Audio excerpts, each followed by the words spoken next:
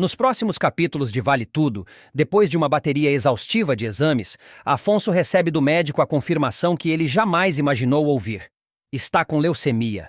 O mundo do triatleta, até então pautado por treinos, competições e planos para o futuro ao lado de Solange, parece desmoronar em questão de segundos. É como se todo o chão sob seus pés tivesse sido arrancado, deixando-o suspenso em um vazio de incerteza.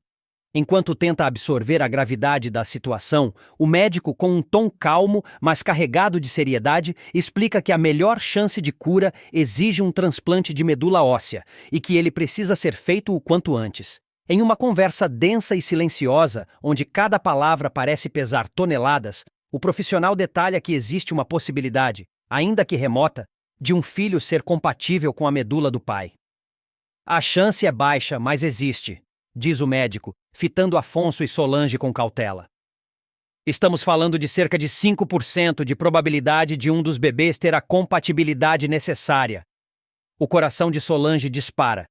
Ela, que está grávida de gêmeos do triatleta, sente um impulso visceral. Sem pensar nas consequências, reage de forma imediata. Então vamos testar.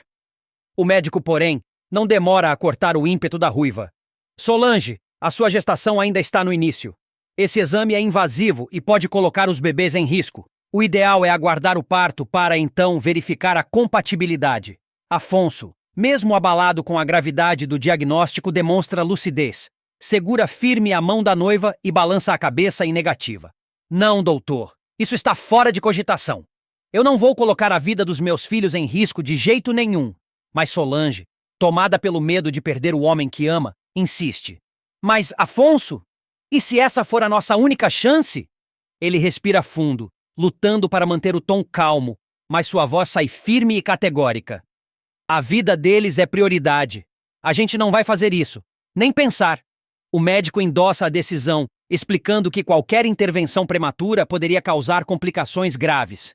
Apesar disso, a imagem dos 5% de probabilidade fica gravada na mente de Solange como uma fagulha de esperança misturada a desespero. Agora, antes de continuar, me responda qual seu personagem favorito da novela até agora e não se esqueça de se inscrever no nosso canal, assim você acompanha sua novela favorita todos os dias. Nos dias seguintes, ela passa a viver em uma corda bamba emocional. Entre consultas pré-natais e noites insones, Solange se divide entre proteger a gestação e imaginar formas de salvar Afonso. Enquanto isso, Odete, a matriarca de pulso firme e atitudes calculadas, recebe a notícia da doença do filho. Ela escuta atentamente as explicações médicas e, ao saber que a maior chance de compatibilidade está entre irmãos de sangue, vê ali uma oportunidade. Com sua habitual frieza estratégica, começa a traçar um plano nos bastidores. Sem avisar ninguém, decide recorrer a Leonardo, o filho que rejeitou no passado e que raramente é mencionado. Movida por uma mistura de interesse pessoal e instinto de sobrevivência familiar, ela entra em contato com o rapaz, omitindo detalhes para evitar resistência. O reencontro é carregado de estranhamento. Leonardo percebe a urgência na voz da mãe, mas aceita fazer o teste. Odete o leva discretamente ao laboratório, longe dos olhares de Afonso e Solange. Dias depois, o resultado chega. O médico responsável não demora a dar a notícia. Ele é compatível, quase 100% de chance de sucesso. É de longe a melhor possibilidade que temos. Odete sente um alívio quase eufórico. Para ela, a estratégia funcionou. Agora precisa apenas esperar o momento certo para revelar a verdade e convencê-lo a aceitar a ajuda de Leonardo, mesmo que isso signifique reabrir feridas antigas. Enquanto a sogra move suas peças, Solange permanece alheia a tudo, presa entre consultas e crises emocionais. Na sua mente, a voz do médico ecoa como um mantra. 5% de chance, um número pequeno, mas que para ela é sinônimo de esperança. O clima é de tensão contida. Afonso segue no tratamento inicial, tentando manter treinos leves, mas o corpo já não responde como antes. A fadiga se torna rotina, pequenas infecções aparecem e o tempo começa a se mostrar um inimigo implacável. É nesse cenário que Odete decide agir. Sem aviso, bate à porta do filho. O semblante calmo e o olhar afiado anunciam que ela veio com um objetivo. Sentam-se à mesa, trocam algumas palavras superficiais, até que ela solta, sem rodeios. Afonso, existe uma solução, mas você vai ter que deixar o orgulho de lado. Ele franze o senho. Do que você está falando, mãe? Leonardo. Ele é compatível com você. Fiz o teste. Ele pode ser seu doador. A revelação é como um soco no estômago. Você fez o teste sem me falar? Pergunta com a voz grave e indignada. Fiz, e faria de novo. A sua vida está em jogo. Não dá para esperar que você tome a decisão certa se ficar preso a mágoas antigas. Solange, que ouvia em silêncio, leva instintivamente a mão ao ventre. Afonso, ríspido, dispara. Eu não quero nada vindo do Leonardo. Nós não temos relação, e não é agora que vou fingir que somos uma família feliz. Odete suspira, impaciente. Você prefere morrer a aceitar a ajuda do seu próprio irmão? Pense nos seus filhos, Afonso. Com lágrimas nos olhos, Solange tenta interceder. E se for mesmo a sua única chance? O silêncio que se instala é sufocante. Nos dias seguintes, a notícia se espalha em círculos restritos. Leonardo, sabendo da resistência do irmão, procura-o. O encontro é tenso. Eu não estou aqui para me redimir. Estou aqui porque, se posso ajudar, vou ajudar, diz Leonardo com firmeza. Afonso hesita. Aceitar significaria abrir espaço para que Odete voltasse a ter influência sobre sua vida. Mas a saúde se deteriora. Solange sente que a pressão emocional começa a afetar até a gravidez. Numa noite silenciosa, eles se sentam no sofá, mãos entrelaçadas. Ela rompe o silêncio. Eu sei que você não quer dever nada para sua mãe, nem para o Leonardo, mas você não está sozinho. Eu preciso de você. Nossos filhos precisam de você. As palavras dela entram como lâminas. Pela primeira vez, Afonso se permite pensar que talvez aceitar seja mais do que uma questão de orgulho. É um ato de amor paternal. No dia seguinte, liga para o médico e pede para iniciar os trâmites do transplante. Odete, ao saber, sente o gosto da vitória, mas se contém. No próximo capítulo Leonardo de mantém-se Dona discreto, de Mim, sem o exigir clima gratidão. na mansão Boaz vai explodir em tensão e revelações. Jaque surpreende a todos ao reunir a família e anunciar, sem rodeios, que Catinha jamais esteve grávida. A bomba cai como um soco no estômago de Samuel, que, tomado pela indignação, rompe o relacionamento na mesma hora. Léo não pensa duas vezes antes de ficar ao lado do amigo, prometendo apoio e força para ajudá-lo a superar a decepção. Mas as surpresas da noite não param por aí. Pouco antes, Rosa já havia confirmado a permanência de Jaques na presidência da Boaz, mas deixando claro que seu apoio tinha preço. Exigiu melhorias para os trabalhadores e total transparência nas decisões. O empresário, contrariado, finge concordar para manter as aparências. Determinada, Rosa ainda pede desculpas publicamente às funcionárias e revoga demissões injustas, recuperando parte da confiança perdida. Em paralelo, a emoção toma conta quando Sofia flagra Léo chorando sozinha, lembrando o dia em que perdeu sua filha.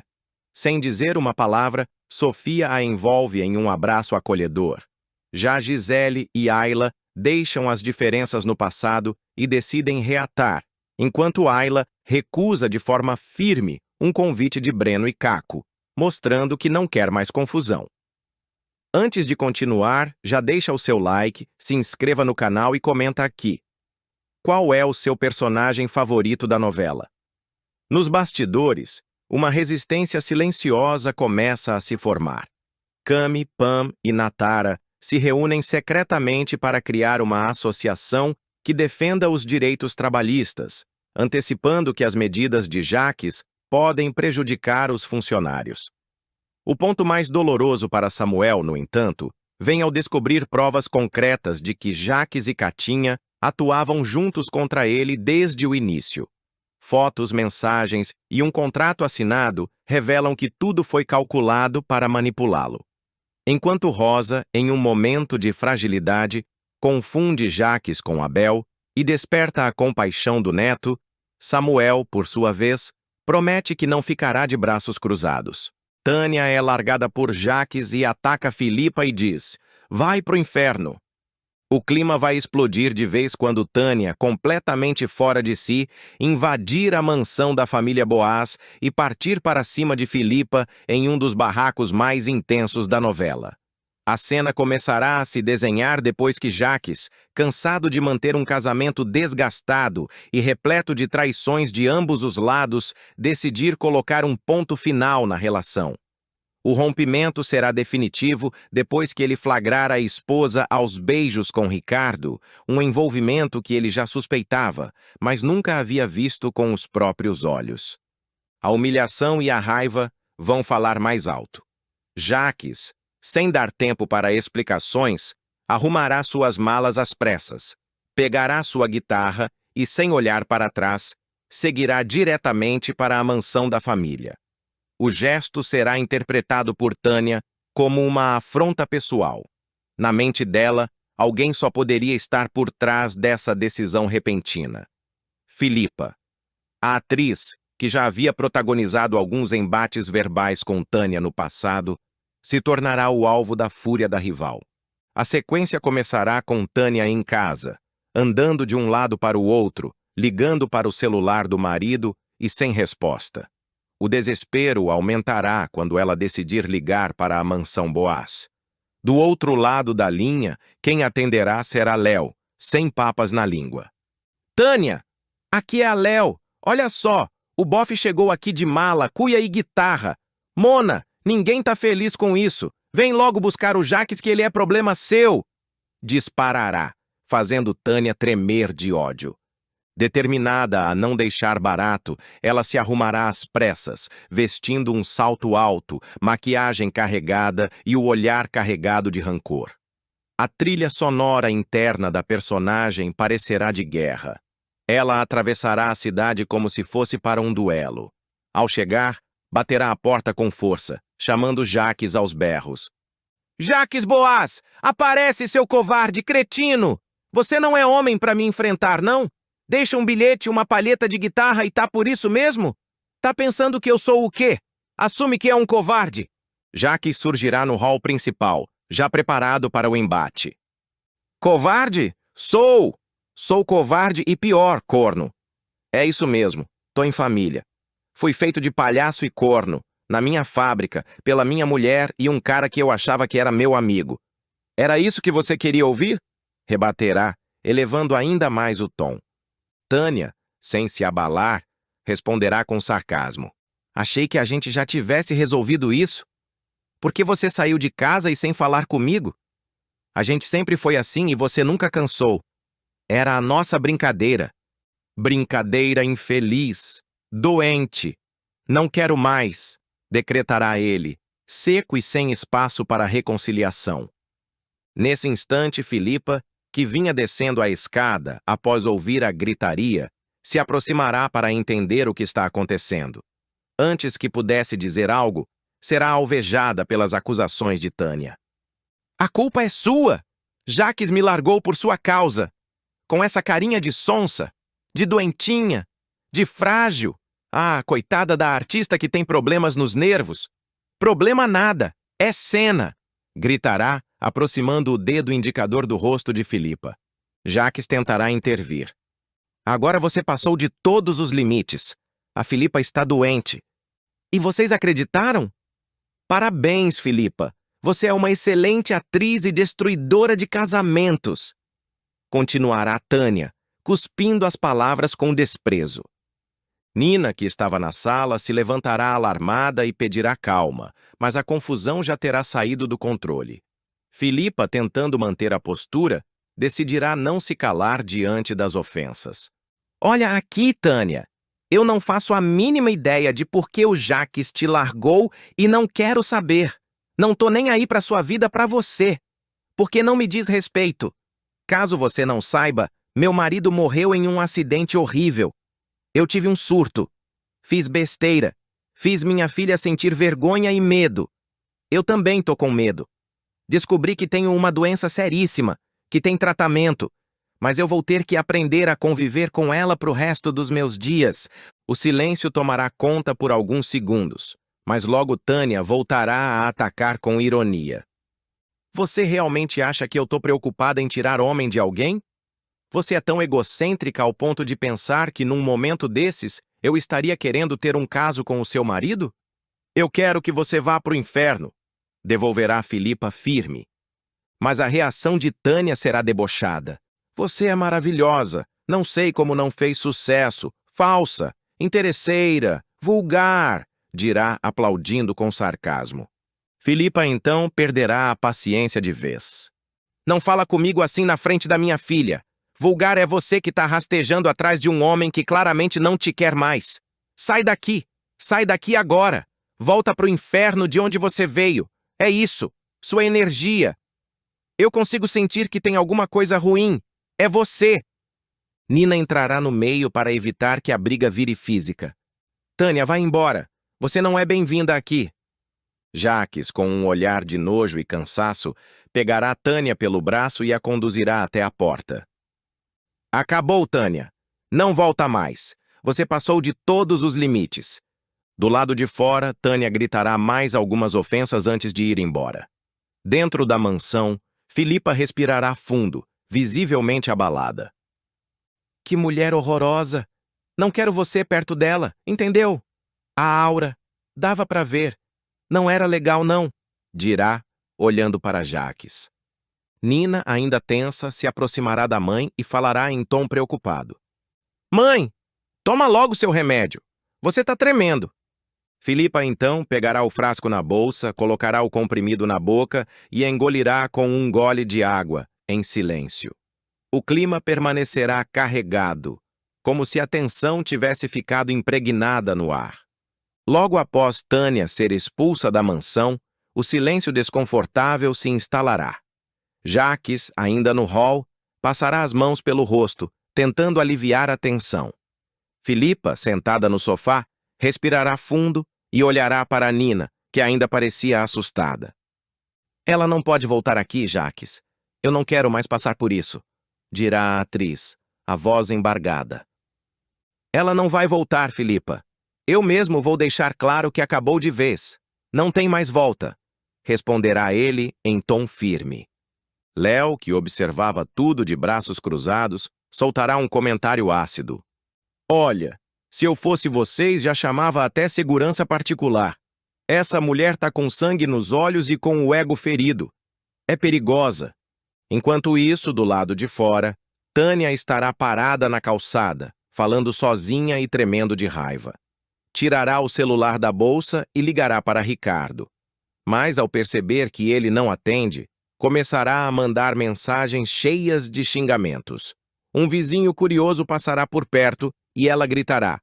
Tá olhando o quê? Nunca viu uma mulher injustiçada? Na mansão, Nina acompanhará a mãe até o quarto. Filipa se deitará e ficará encarando o teto, revivendo cada palavra que ouviu. A filha sentará na beira da cama e segurará sua mão. Mãe, não deixa isso te abalar. Você já passou por coisa pior. Eu sei, Nina, mas dói ouvir que eu sou culpada por algo que nem é meu. Ainda mais quando estou lutando tanto para me equilibrar. Enquanto isso, Jaques, já sozinho no escritório, pegará o celular e ligará para Samuel. Tua irmã perdeu completamente a noção. Hoje quase partiu para cima da Filipa aqui na mansão. Eu já sabia que ela ia fazer alguma loucura. Quer que eu converse com ela? Perguntará Samuel. Conversa, mas não vai adiantar. Para ela, a culpa de tudo é da Filipa. Horas depois, Tânia chegará em casa chutando a porta. Começará a quebrar objetos, jogar roupas no chão e rasgar fotos dela com Jaques. Entre soluços e gritos, repetirá. Ela vai pagar! A Filipa vai pagar caro! A tensão só aumentará quando Ricardo finalmente retornar à ligação. Ao invés de acalmá-la, ele dirá. Olha, Tânia, não me coloca no meio dessa guerra. O problema é entre você e o Jaques. Eu não vou me meter. Covarde! Igual a ele! Gritará antes de desligar o telefone e arremessar o aparelho contra a parede. No próximo capítulo da novela Dona de Mim, Jaques e Tânia encurralam Catinha no escritório. A modelo, pressionada pelos dois, é obrigada a manter a farsa da gravidez. Se você abrir essa boca, Catinha, vai se arrepender amargamente, dispara Jaques, enquanto Tânia completa com frieza. Você não quer perder tudo o que conquistou, quer?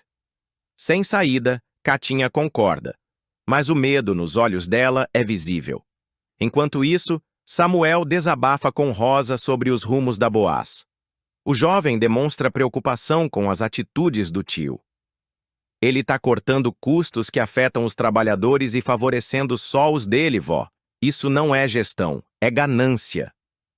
Rosa escuta tudo com o olhar aflito. Na periferia, o cerco se fecha para Danilo. Pam, Cami e Marlon confrontam o rapaz num beco, exigindo respostas. Você mentiu, Danilo, grita Cami. O rapaz tenta se defender, mas já perdeu a confiança de todos. E não para por aí. Jussara e Alan têm uma briga intensa. Você nunca me respeitou, explode Jussara. Alan rebate com rancor. Respeito se conquista, Jussara. E você perdeu o meu faz tempo. Em outro núcleo, Léo desabafa com Davi. Atento aos passos do vilão, ele solta o alerta. Fica de olho nele, Davi. O Jaques não tá certo. Ele quer tomar tudo.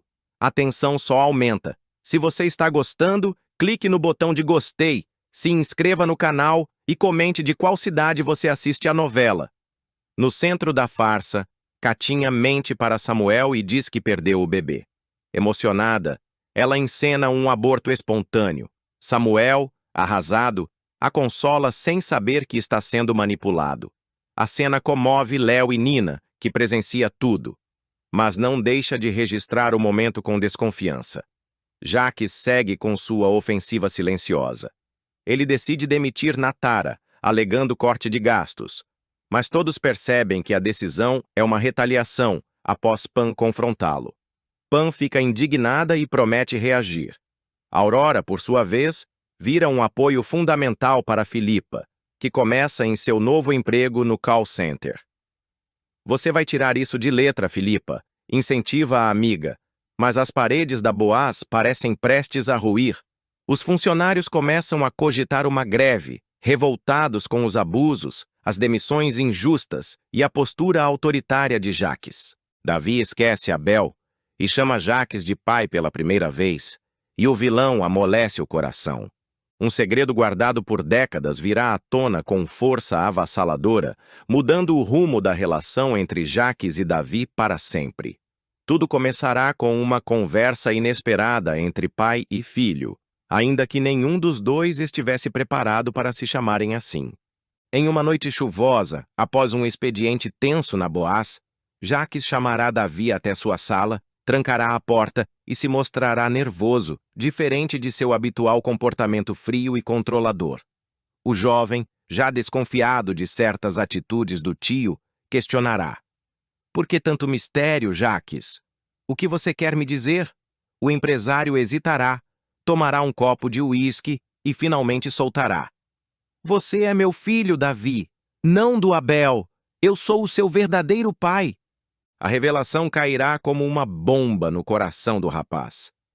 Davi ficará paralisado, olhando fixamente para o tio. Como assim? Isso é algum tipo de brincadeira de mau gosto? Retrucará ele com a voz embargada. Mas Jaques seguirá firme. Abel era estéril. Ele descobriu isso pouco antes de você nascer. E eu tive um caso com sua mãe, a Olívia. Foi só uma vez. Um erro, talvez. Mas desse erro vieram você e Ayla. Davi empalidecerá. A mente dele começará a costurar todas as peças que, até então, pareciam fora do lugar. Por isso, o Abel me tratava de um jeito estranho. Ele sabia. Sempre soube. Meu Deus! Isso muda tudo, murmurará ele em choque.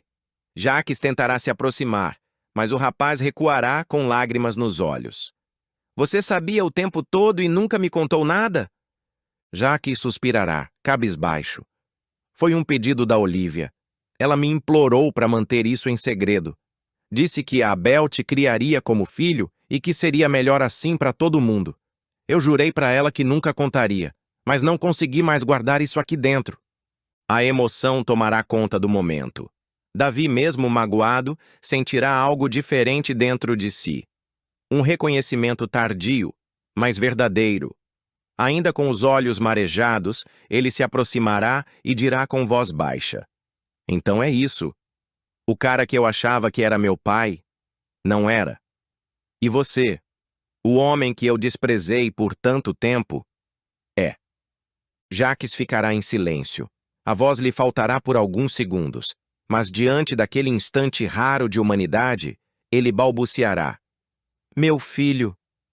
Davi o interromperá com um sorriso contido. Repete isso. Eu nunca ouvi você me chamar assim. Jaques obedecerá, com a voz tremendo. Meu filho. Para aliviar a tensão daquele momento revelador, Jaques convidará Davi para um brinde. Vem, vamos tomar uma. Afinal, depois dessa revelação, acho que merecemos um bom gole de uísque, dirá o vilão, tentando amenizar o clima. Davi aceitará, ainda em estado de torpor. Eles brindarão, silenciosos, com o olhar perdido, sem saber exatamente como recomeçar. Minutos depois, Davi pegará a guitarra que costuma deixar na sala de ensaio da Boaz e começará a tocar de forma instintiva, tentando reorganizar os sentimentos através da música. Mas logo uma das cordas estourará com um estalo seco. Putz, foi mal.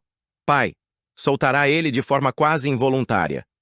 Jaque sorrirá ao ouvir a palavra pai sair da boca do filho pela primeira vez. Relaxa. Essa foi a sua primeira corda arrebentada desde que soube a verdade. Guarda. Dá sorte. Eu mesmo guardei uma parecida quando você nasceu.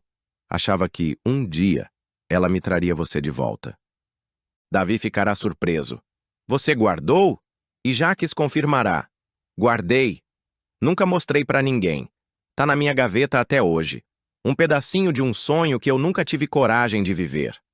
O clima entre os dois ficará carregado de emoção contida. Já madrugada adentro, os dois deixarão a Boaz lado a lado, em silêncio, esperando um carro na calçada em frente. O frio cortante da noite contrastará com o calor da conexão recém-nascida entre os dois.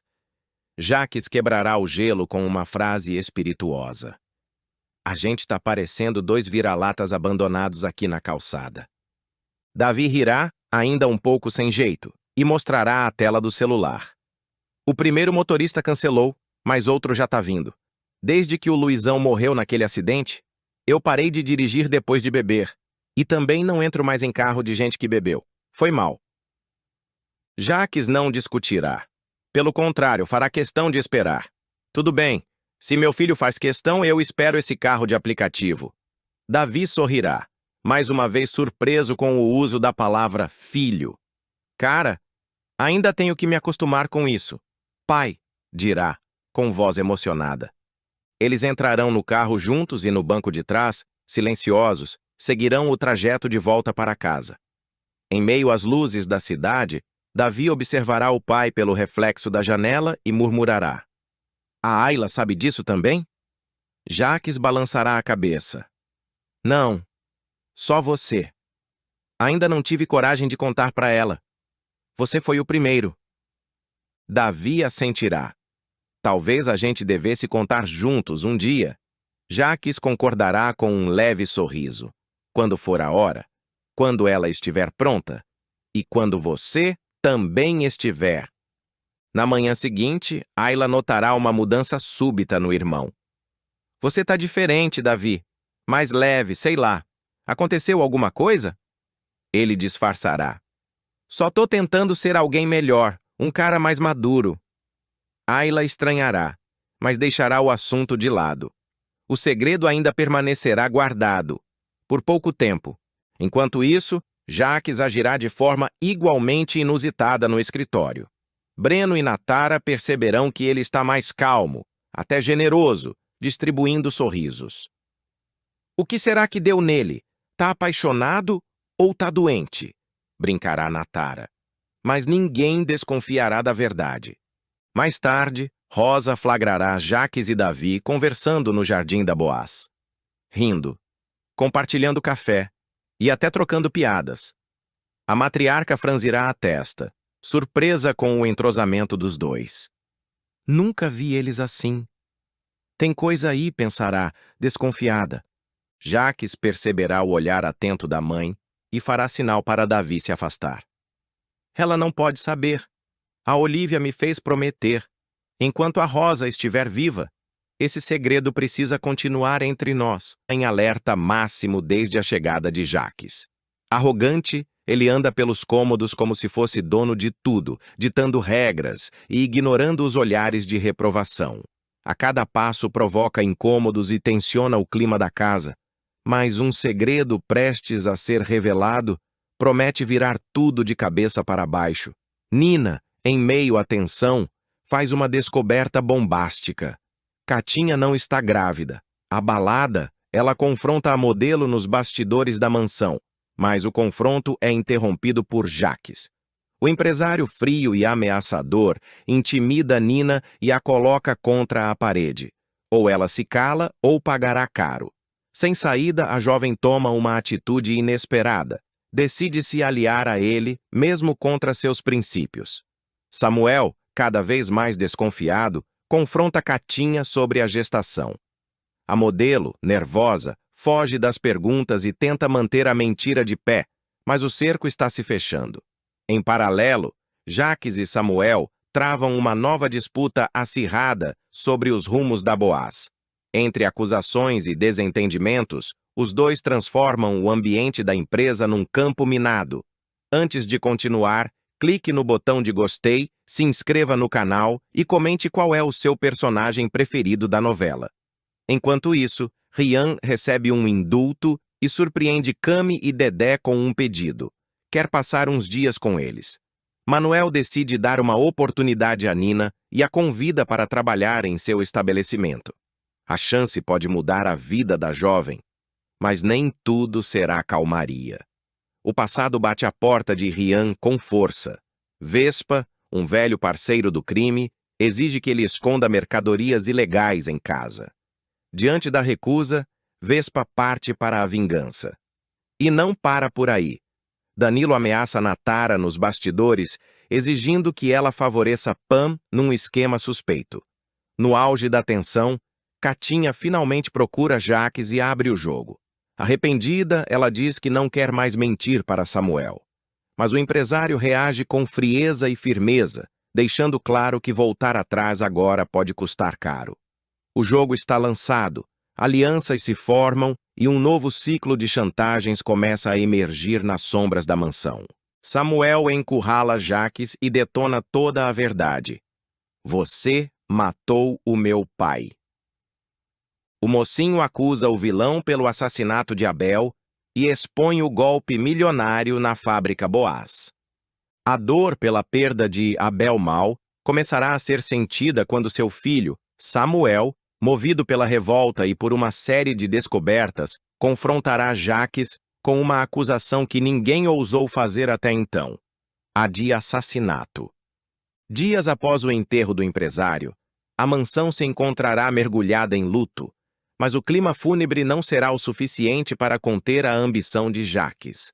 Frio, calculista e impiedoso, o vilão não esperará nem o cheiro das flores do velório se dissipar para se instalar na presidência da Boaz como se fosse herdeiro legítimo. Vestido com um terno impecável e com um copo de uísque na mão, ele observará a cidade da ampla janela da sala da presidência enquanto esboça um sorriso de vitória.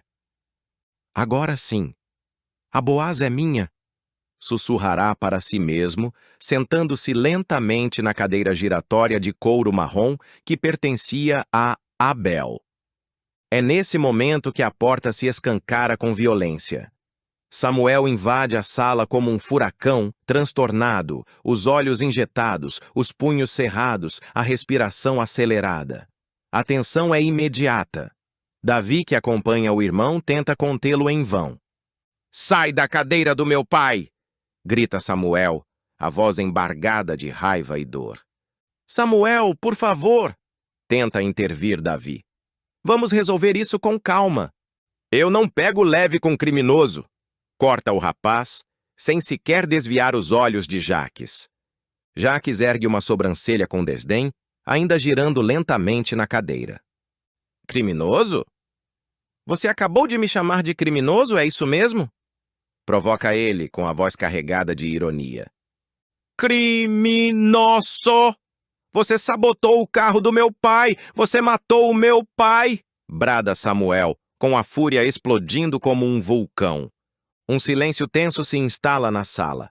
Por um segundo, ninguém se move. Davi recua.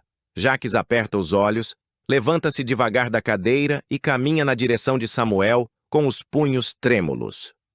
Cuidado com as palavras, moleque. Isso é calúnia, e calúnia tem preço. Ameaça. Pode me processar, pode tentar me destruir como fez com meu pai. Mas eu vou dizer para quem quiser ouvir. Foi você quem matou ele. Você quem armou a sabotagem. Insiste o rapaz, agora com os olhos marejados. A tensão explode quando Jacques avança de repente sobre o sobrinho. Os dois se atracam em uma briga violenta. Samuel revida. Jacques tenta imobilizá-lo. Livros caem das prateleiras. O copo de uísque se estilhaça no chão. Davi grita, tentando separá-los. E logo seguranças e funcionários aparecem para conter o conflito. Tania, que acabava de chegar, assiste a cena atônita. Chega! Chega! Berra Davi, colocando-se entre os dois. Vocês perderam o juízo? Samuel, com a camisa rasgada e o rosto marcado, ainda ofegante, aponta o dedo diretamente para Jacques, que tenta recompor o paletó. Eu não tenho medo de você, Jacques. Pode me bater, me ameaçar, mas eu não vou parar até provar que foi você. Você não tem uma prova sequer, rebate Jacques, rindo de nervoso. Ninguém vai acreditar em um moleque descontrolado. E se eu disser que o meu pai já sabia do golpe que você, Tânia e o Ricardo deram na empresa? Samuel joga a bomba. Ele descobriu tudo. Ia denunciar vocês. Por isso vocês o calaram. O impacto das palavras é imediato. Tania arregala os olhos. Ricardo, que ouvia tudo do corredor, recua como se tivesse levado um tapa. Jacques se recompõe rapidamente, mas está nítido que foi atingido. Isso é mentira.